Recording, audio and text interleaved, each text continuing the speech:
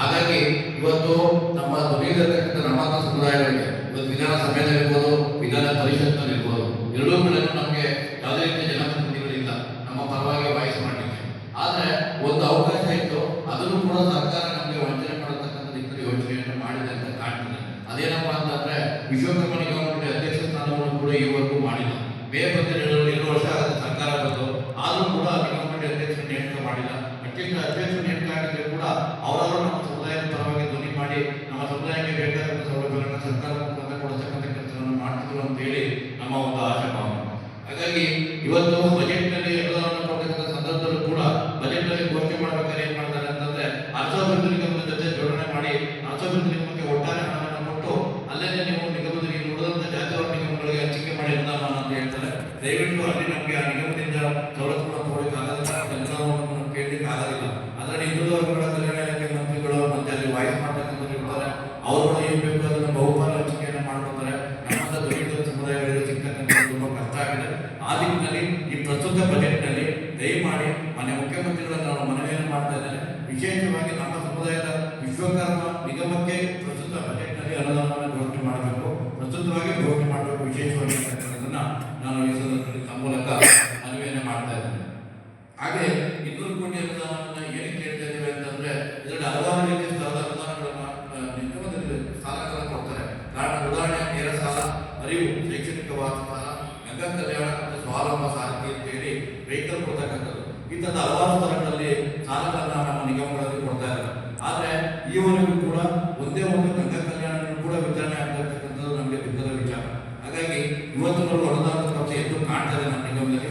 ಈ ಬಾರಿ ಆದ್ರೆ ಅದೆಲ್ಲವನ್ನು ಫುಲ್ಫಿಲ್ ಮಾಡ್ಕೊಳ್ಳಿಕ್ಕೆ ನಮಗೆ ಕನಿಷ್ಠ 200 ಕೋಟಿ ಅನುದಾನವನ್ನ ನಿಗಮಕ್ಕೆ ಕೊಡಬೇಕು ಅಂತ ಹೇಳಿ ಸರ್ಕಾರವನ್ನು ನಾವು ಒತ್ತಾಯಿಸುವವರೆಗಾಗಿ ಆಗ್ರಹವನ್ನು ಮತ್ತು ಮನವಿಯನ್ನು ಕೂಡ ಮಾಡ್ತಾ ಇದ್ದೇವೆ. ಅದರಲ್ಲಿ ಇನ್ನೊಂದೇನಪ್ಪಾ ಅಂತಂದ್ರೆ ಹಲವಾರು ವರ್ಷಗಳಿಂದ ಬೇಡಿಕೆಯನ್ನೇ ಮಾಡಿ ನಾವು ಹಾಸನದಲ್ಲಿ ಪಾದಯಾತ್ರೆಯನ್ನು ಕೂಡ ಮಾಡಿದ್ದೇವೆ, ಹಾಸನದ ಬೇಲೂರು ಕೂಡ. ಆದರೂ ಕೂಡ ಸರ್ಕಾರ ಈ ಒಂದು ಮನವಿಯನ್ನು ನಾವು ಯಾಕೆ ಪರಿಗಣಿಸತಕ್ಕಂಥ ಯೋಚನೆಯನ್ನು ಮಾಡ್ತಾ ಇಲ್ಲ. ಅದ್ಯಾವುದಪ್ಪ ಅಂತಂದ್ರೆ ಹಾಸನದ ಬೇಲೂರಿನ ಚೆನ್ನಕೇಶ್ವರ ದೇವಾಲಯದ ಎದುರುಗಡೆ ನಮ್ಮ ದೇವಶಿಲ್ಪಿ ಜಗನ್ನಾಚಾರ್ಯರವರ ಪುತ್ಥಳಿ ನಿರ್ಮಾಣ ಮಾಡಬೇಕು ಅಂತೇಳಿ ನಾವು ಹೋರಾಟಗಳನ್ನು ಮಾಡಿದ್ವಿ. ಹಲವಾರು ಬಾರಿ ಸರ್ಕಾರಕ್ಕೆ ಮನವಿಯನ್ನು ಕೂಡ ಕೊಟ್ಟಿದ್ದೇವೆ. ಆದರೆ ಈ ಬಜೆಟ್ನಲ್ಲಾದರೂ ಅದಕ್ಕೆ ಅನುದಾನವನ್ನು ಘೋಷಣೆ ಮಾಡಿ ಪುತ್ಥಳಿ ನಿರ್ಮಾಣಕ್ಕೆ ಅವಕಾಶವನ್ನು ಮಾಡಿಕೊಡ್ಬೇಕು ಅಂತೇಳಿ ನಾವು ಸರ್ಕಾರವನ್ನು ಮನವಿ ಮಾಡ್ತಾ ಇದ್ದೇವೆ. ಮತ್ತೆ ಜೊತೆಗೆ ನಮ್ಮ ಜಗನ್ನಾಚಾರ್ಯರ ಹುಟ್ಟೂರು ಅಂತಕ್ಕಂತಹ ಕೈದಾಳ, ತುಮಕೂರಿನ ಕೈದಾಳ, ಅಲ್ಲಿ ಒಂದು ಸ್ಮಾರಕ ಭವನವನ್ನ ಸರ್ಕಾರ ನಿರ್ಮಾಣ ಮಾಡಿಕೊಟ್ಟಿದೆ. ಆದರೆ ಅದು ಪಾಳು ಬಿದ್ದಿದೆ, ಅಲ್ಲಿ ತುಂಬಾ ಅವ್ಯವಸ್ಥೆಯ ಆಧಾರವಾಗಿದೆ. ಹಾಗಾಗಿ ಅದನ್ನ ಸರಿಪಡಿಸಿ ಅಭಿವೃದ್ಧಿಪಡಿಸಿಕೊಡ್ಬೇಕು. ಇತಿಹಾಸ ಚರಿತ್ರೆ ಉಳ್ಳತಕ್ಕಂಥ ಒಬ್ಬ ದೈವಶಿಲ್ಪಿ ಹೆಸರನ್ನ ಅಲ್ಲಿ ಸ್ಮಾರಕವಾಗಿ ಮಾಡಿದ್ದೀವಿ. ಅದನ್ನು ಸರಿಯಾದ ರೀತಿಯಲ್ಲಿ ವ್ಯವಸ್ಥೆಗಳನ್ನು ರೂಪಿಸಬೇಕು ಅಂತಕ್ಕಂಥ ಮನವಿಯನ್ನು ಕೂಡ ನಾವು ಈ ಸಂದರ್ಭದಲ್ಲಿ ಮಾಡ್ತಾ ಇದ್ದೇವೆ. ಮತ್ತೆ ವಿಶೇಷವಾಗಿ ಮೈಸೂರಿನಲ್ಲಿ ವಿಶ್ವಕರ್ಮ ವಿದ್ಯಾವರ್ಧಕ ಸಂಘ ಅಂತೇಳಿ ಒಂದು ಹಾಸ್ಟೆಲ್ ಇದೆ ಸರಸ್ವತಿಪುರಂನಲ್ಲಿ. ಈ ದಿಕ್ಕಿನಲ್ಲಿ ಅದು ಕಾಮಗಾರಿ ಅಪೂರ್ಣಗೊಂಡಿದೆ. ಹಾಸ್ಟೆಲ್ ಕಟ್ಟಡ ನಿರ್ಮಾಣ ಆಗ್ತಾ ಇತ್ತು, ಅನುದಾನದ ಕೊರತೆಯಿಂದ ಕಟ್ಟಡದ ಕಾಮಗಾರಿ ಅಪೂರ್ಣಗೊಂಡಿದೆ.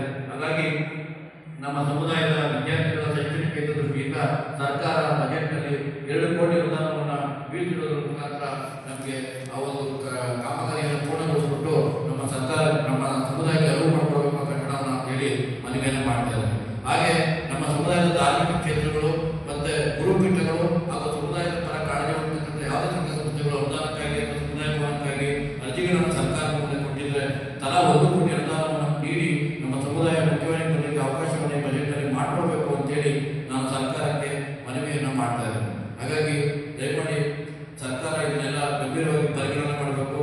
ಯಾಕೆಂದರೆ ವಿಶ್ವಕರ್ಮರು ಸಹಿಷ್ಣುಗಳು ಅದರಲ್ಲಿ ಮಾತಿಲ್ಲ. ಹಾಗಂತೇಳಿ ಸಹಿಷ್ಣುತೆ ನಮ್ಮ ಬಲಹೀನತೆ ಅಂತೇಳಿ ಸರ್ಕಾರ ಭಾವಿಸಬಾರ್ದು. ಯಾಕೆಂದ್ರೆ ಈ ಹಿಂದೆ ನಾವು ಹಲವಾರು ವರ್ಷಗಳಿಂದ ಹೋರಾಟಗಳನ್ನು ಮಾಡಿ ನಮ್ಮ ಹೋರಾಟದ ಪರಿಣಾಮವಾದ ಭಾರಿ ಯಾವ ಥರ ಇರ್ತದೆ ಅಂತೇಳಿ ಸರ್ಕಾರಗಳು ಕೂಡ ನಾವು ನಿರೀಕ್ಷಿಸಿಕೊಂಡಿದ್ದೇವೆ. ಅದರಲ್ಲಿ ಹಲವಾರು ಬೇಡಿಕೆಗಳನ್ನು ಕೂಡ ಈಡೇರಿಸಿಕೊಂಡಿದ್ದೇವೆ. ಆದರೆ ಇತ್ತೀಚಿನ ದಿನಗಳಲ್ಲಿ ನಮ್ಮನ್ನು ತುಂಬಾ ಗಡಗಳನ್ನು ಮಾಡ್ತಾ ಇರ್ತಕ್ಕಂಥದ್ದು, ಅದರಲ್ಲೂ ಕೂಡ ಸಾಮಾಜಿಕ ನ್ಯಾಯ ಸಮಾನತೆ ಬದ್ಧತೆಯನ್ನು ಇಟ್ಟುಕೊಂಡಿರ್ತಕ್ಕಂತಹ ಕಾಂಗ್ರೆಸ್ ಪಕ್ಷದ ನೇತೃತ್ವದ ಸರ್ಕಾರ ಈ ದಿಕ್ಕಿನಲ್ಲಿ ಯೋಚನೆಯನ್ನು ಮಾಡದೆ ದಲಿತ ಸಮುದಾಯಗಳಿಗೆ ವಂಚನೆಗಳನ್ನು ಮಾಡ್ತಾ ಇರ್ತಕ್ಕಂಥದ್ದನ್ನು ನಾವು ಸಹಿಸಲಿಕ್ಕೆ ಆಗ್ತಾ ಇಲ್ಲ. ಯಾಕೋ ಸಾಮಾಜಿಕ ನ್ಯಾಯ ಮತ್ತು ಬದ್ಧತೆಯನ್ನು ಮಾತಾಡ್ತಕ್ಕಂಥ ಕಾಂಗ್ರೆಸ್ ಪಕ್ಷದ ಬದ್ಧತೆಗಳು ಕೂಡ ಕಡಿಮೆ ಆಗ್ತಾ ಇದೆ, ಕ್ಷೀಣ ಆಗ್ತಾ ಇದೆ ಅಂತಕ್ಕಂಥದ್ದು ನಮಗೆ ಗೋಚರ ಆಗ್ತಾ ಇದೆ. ಆ ದಿಕ್ಕಿನಲ್ಲಿ ಇದೆಲ್ಲವನ್ನ ಸರಿಪಡಿಸಿಕೊಳ್ಬೇಕು. ಬಜೆಟ್ನಲ್ಲಿ ಆದ್ಯತೆಯನ್ನು ಕೊಡಬೇಕು. ಮತ್ತೆ ಶೀಘ್ರವಾಗಿ ನಿಗಮ ಮಂಡಳಿ ಅಧ್ಯಕ್ಷರನ್ನು ನೇಮಕ ಮಾಡಬೇಕು ಅಂತೇಳಿ ನಾನು ತಮ್ಮ ಮೂಲಕ ಮನವಿಯನ್ನು ಮಾಡ್ತಾ ಇದ್ದೇನೆ. ಒಂದ್ ವೇಳೆ ಈ ಬಾರಿ ಕೂಡ ತಮ್ಮ ಮನವಿಯನ್ನು ಪರಿಗಣಿಸದೆ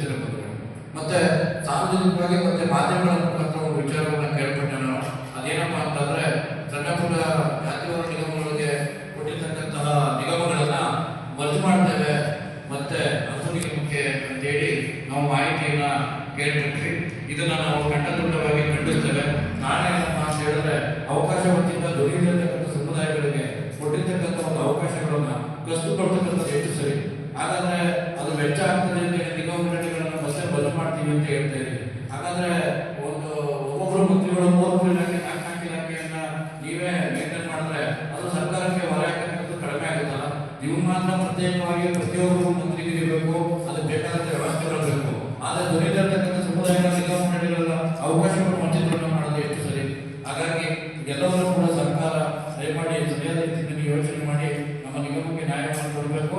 ಮತ್ತು ನಿಗಮದ ಅಧ್ಯಕ್ಷರು ಕೂಡ ಯಾರು ಪಕ್ಷಕ್ಕೆ ದುಡಿದಿದ್ದಾರೋ ಅವರನ್ನ ಸರಿಯಾದ ರೀತಿಯಲ್ಲಿ ಅವರ ಮಾಹಿತಿಯನ್ನು ತಗೊಂಡು ದಯಮಾಡಿ ನೇಮಕವನ್ನು ಕೂಡ ಮಾಡಬೇಕು. ಅವ್ರ ಮುಖಾಂತರ ನಮ್ಮ ಸರ್ಕಾರ ನಾವು ಸಮುದಾಯಕ್ಕೆ ನ್ಯಾಯವನ್ನು ದೊರಕಿಸ್ಕೊಡ್ತೇವೆ ಅಂತಕ್ಕಂಥ ಮನವಿ ಮತ್ತು ಆಗ್ರಹವನ್ನು ಈ ಸಂದರ್ಭದಲ್ಲಿ ನಾವು ಮಾಡಲಿಕ್ಕೆ ಇಷ್ಟಪಡ್ತಾ ಇದ್ದೇವೆ. ಸರ್, ಅಧ್ಯಕ್ಷ ಸ್ಥಾನಕ್ಕೆ ಯಾರು ಇದ್ದಾರಾ ಪೈಪೋಟಿದೆ? ಸರ್, ಅಧ್ಯಕ್ಷ ಸ್ಥಾನಕ್ಕೆ ಹಲವಾರು ಜನ ಆಕಾಂಕ್ಷಿಗಳು ಇದ್ದಾರೆ. ಆದರೆ ಅದನ್ನು ಸರ್ಕಾರ ತುಲನೆ ಮಾಡಿ ಯಾರು ಪಕ್ಷಕ್ಕೆ ಸೇವೆ ಸಲ್ಲಿಸಿದ್ದಾರೆ, ಯಾರು ನಿರ್ವಾಹಕರು ಅರ್ಹರಿದ್ದಾರೆ ಅದನ್ನು ಅವರು ಅನುಮೋದನೆ ಮಾಡಿ ಮಾಡಿಕೊಟ್ರೆ ಒಳ್ಳೆಯದು. ನಾವೇನು ಅವರೇ ಮಾಡಿ ಇವರೇ ಮಾಡಿ ಅಂತ ಇರೋದಿಲ್ಲ. ಹಾಗಾಗಿ ಸರ್ಕಾರ ಯಾರನ್ನ ಮಾಡ್ತದೆ ಪಕ್ಷಕ್ಕೆ ಸೇವೆ ಸಲ್ಲಿಸಿರೋರು ಅವ್ರನ್ನ ಮಾಡಿಕೊಳ್ಳಿ ಅಂತ ನಾನು ಹೇಳ್ತೇನೆ. ಈಗ ತಮ್ಮ ಸಮುದಾಯಕ್ಕೆ ಸಂಬಂಧಪಟ್ಟಂಗೆ ಕುಲಶಾಸ್ತ್ರ ಅಧ್ಯಯನ ನಡೀತಾ ಇದೆ ಮೈಸೂರಲ್ಲಿ, ಮತ್ತು ವಿಶೇಷವಾದಂಥ ಅಧ್ಯಯನ ಪೀಠ ಮಾಡಬೇಕು ಅಂತಿತ್ತು. ಅದೆಲ್ಲದ್ರ ಬಗ್ಗೆ ಚರ್ಚೆಗಳು ನಡೀತಾ ಇದೆ. ಹೌದು, ನಮಗೆ ಮೊದಲನೇದಾಗಿ ಏನಾಗಿದೆ ಅಂತಂದ್ರೆ ಸರ್, ಮಿನಿಮಮ್ ಬೇಡಿಕೆಗಳು ಸಮುದಾಯ ಮುಖ್ಯವಾಗಿ ಬಲಿಗೆ ಏನಾಗುತ್ತೆ ಆಗಬೇಕಾಗಿದೆ. ಇಲ್ಲಿ ಹಲವಾರು ಬೇಡಿಕೆಗಳು ಕೇಳಬೇಕಾಗಿದೆ. ಆನೆ ಹೊಟ್ಟೆ ಅರೆಮಟ್ಟಿಗೆ ಕೊಡ್ತಾ ಇದ್ದಾರೆ ಅನುದಾನಗಳನ್ನು. ನಿಜವಾಗ್ಲೂ ಕೂಡ ತುಂಬಾ ಬಹುವಾದ 5 ಕೋಟಿ 10 ಕೋಟಿ ಸರ್, ಒಂದು ರಾಜ್ಯ ನಿಗಮಕ್ಕೆ 5 ಕೋಟಿ 10 ಕೋಟಿ ಅನುದಾನ ಏನ್ ಮಾಡ್ತೀವಿ? ಇದು ವಿಷಾದನೀಯ. ನಮ್ಮಲ್ಲಿ ಮೇಲ್ಮನೆಯಲ್ಲೂ ಸದಸ್ಯರಿಲ್ಲ, ಕೆಳಮನೆಯಲ್ಲೂ ಸದಸ್ಯರಿಲ್ಲ. ಅಟ್ಲೀಸ್ಟ್ ನಿಗಮ ಮಂಡಳಿ ಚೇರ್ಮನ್ ಮಾಡಿದ ಅವ್ರ ಮುಖಾಂತರ ನ್ಯಾಯ ಕೇಳೋಣ ಅಂತಂದ್ರೆ 2 ವರ್ಷ ಆಗಿದೆ.